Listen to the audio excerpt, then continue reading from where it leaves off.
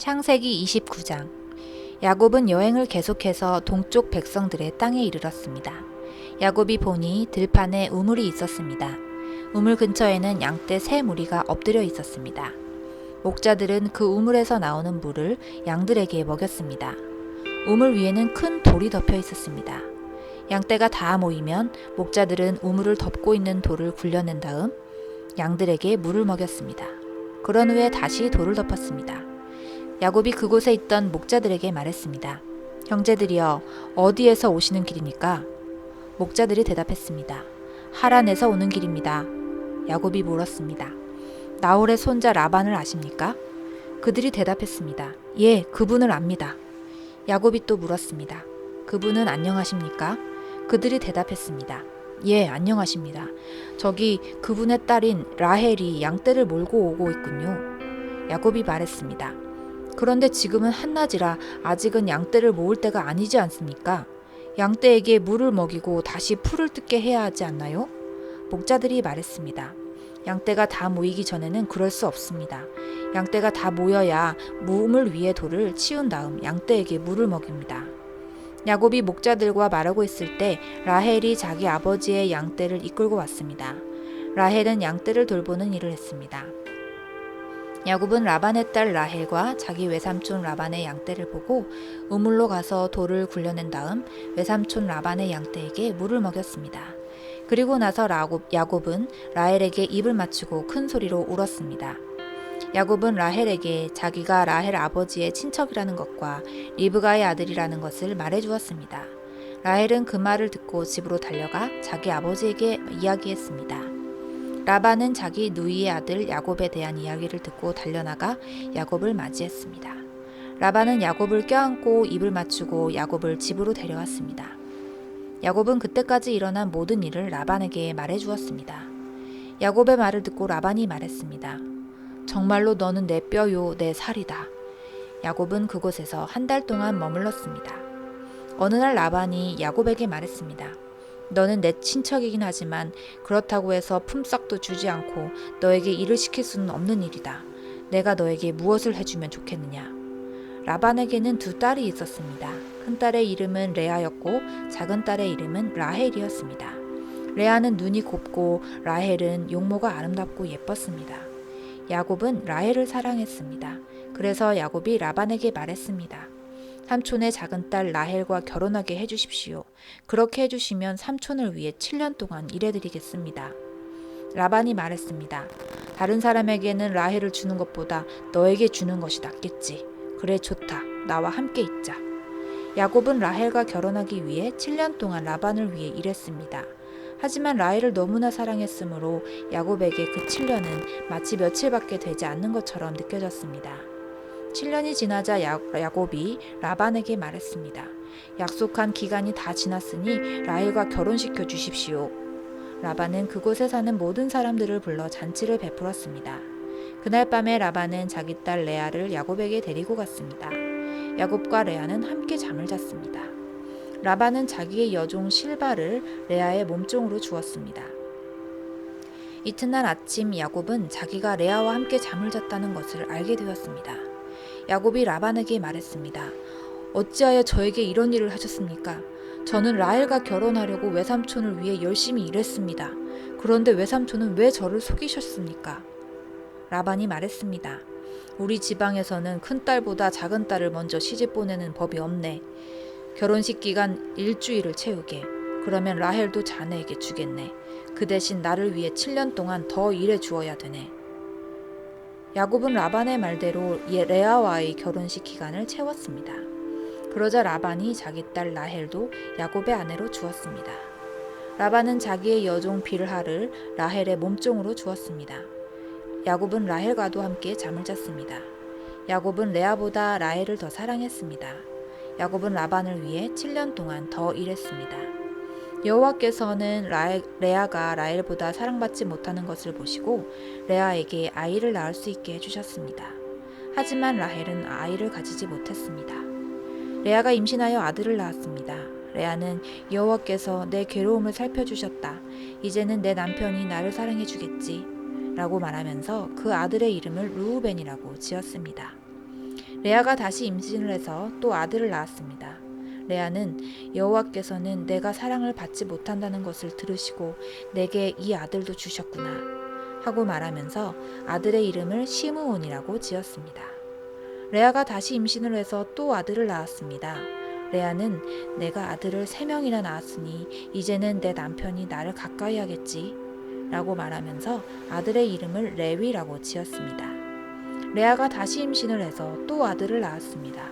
레아는 이제는 여호와를 찬양해야지 라고 말하면서 아들의 이름을 유다라고 지었습니다. 그리고 나서 레아는 아이를 낳지 못했습니다. 창세기 30장. 라헬은 자기가 야곱의 아이를 낳지 못하자 언니 레아를 시샘했습니다. 라헬이 야곱에게 말했습니다. 나에게도 아이를 주세요. 그렇지 않으면 죽어버리겠어요. 야곱이 라헬에게 크게 화를 내며 말했습니다. 아이를 낳을 수 없게 하신 분이 하나님이신데 나더러 어떻게 하란 말이오? 내가 하나님을 대신하란 말이오? 라헬이 말했습니다. 여기 제 몸종 비라가 있으니 비라와 함께 주무세요. 그래서 비라를 통해 나도 아이를 가질 수 있게 해주세요. 그녀가 아이를 낳아 내 무릎 위에 놓아줄 것입니다. 라헬은 자기 몸종 비라를 야곱의 아내로 주었습니다.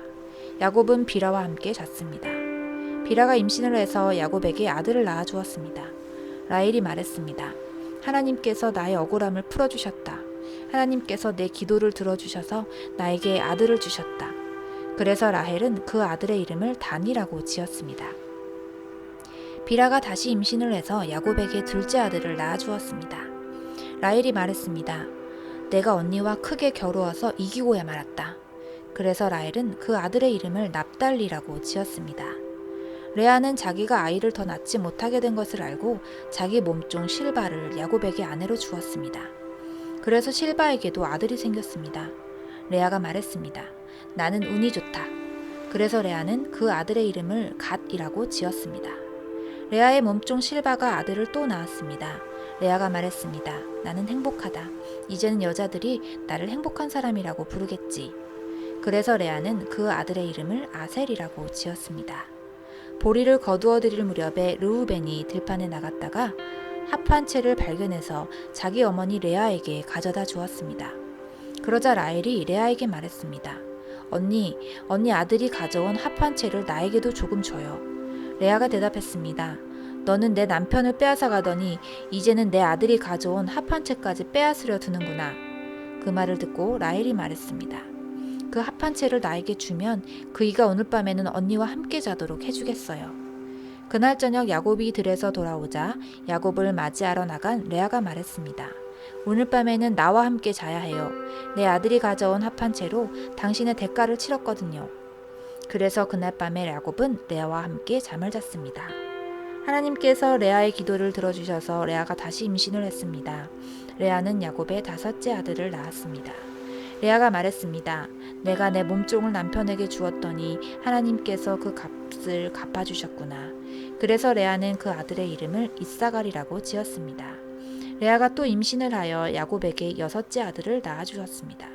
레아가 말했습니다. 하나님께서 나에게 좋은 선물을 주셨다. 내가 6째 아들을 낳았으니 이제는 남편이 나를 존중해 주겠지. 그래서 레아는 그 아들의 이름을 스불론이라고 지었습니다. 그 후에 레아는 딸을 낳고 이름을 디나라고 지었습니다. 하나님께서 라헬을 기억하시고 라헬의 기도를 들어주셔서 라헬도 아이를 낳을 수 있게 해주셨습니다. 라헬이 임신을 해서 아들을 낳았습니다. 라헬이 말했습니다. 하나님께서 나의 부끄러움을 없애주셨다. 라헬은 하나님께서 나에게 아들을 더 주셨으면 좋겠다 라고 말하면서 그 아들의 이름을 요셉이라고 지었습니다. 요셉이 태어난 후에 야곱이 라반에게 말했습니다. 이제는 제 집, 제 나라로 돌아가게 해주십시오. 제가 장인어른을 위해 일해드리고 얻은 아내와 자식들을 데리고 돌아가게 해주십시오. 제가 장인어른을 위해 해드린 일은 장인어른께서 더 잘 아실 것입니다. 라반이 말했습니다. 괜찮다면 나와 함께 계속 있게나. 여호와께서 나에게 복을 주신 것이 다 자네 때문인 것을 내가 예측하여 알고 있었네. 자네 품삯은 자네가 정하게 내가 그대로 주겠네. 야곱이 대답했습니다. 장인어른께서는 제가 장인어른을 위해 열심히 일한 것과 제가 돌보아드린 장인어른의 가축대가 제 앞에 얼마나 있는지 아십니다. 제가 장인어른께 처음 왔을 때는 가축대가 얼마 되지 않았지만 지금은 크게 불어났습니다. 제 발길이 닿는 곳마다 여호와께서 장인어른에게 복을 주셨습니다. 하지만 저도 이제는 제 식구를 위해 일해야 되지 않겠습니까? 라반이 물었습니다. 그래, 무엇을 해주었으면 좋겠나? 야곱이 대답했습니다. 다른 것은 바라지 않습니다. 그저 한 가지만 해주십시오. 그렇게 해주시면 제 마음을 돌이켜 다시 장인어른의 가축대를 돌보아 드리겠습니다. 오늘 제가 장인어른의 모든 가축대 사이로 다니면서 점이 있거나 얼룩이 졌거나 검은 새끼 양과 점이 있거나 얼룩이 진 새끼 염소를 골라낼 테니 그것을 저에게 주십시오. 제가 정직한가 정직하지 않은가는 장인어른께서 앞으로 저에게 오셔서 제 가축대를 보시면 알게 될 것입니다. 만약 제가 점이 없는 염소나 얼룩이 지지 않은 염소나 검은색이 아닌 양을 가지고 있다면 제가 그것을 훔친 것으로 여기셔도 좋습니다. 라반이 대답했습니다. 좋네, 자네 말대로 하겠네. 그러나 그날 라반은 몸에 줄무늬나 점이 있는 숫 염소들을 따로 떼어 놓았습니다. 또한 몸에 얼룩이 있거나 점이 있거나 하얀 반점이 있는 암 염소들과 검은 양들도 모두 따로 떼어 놓았습니다.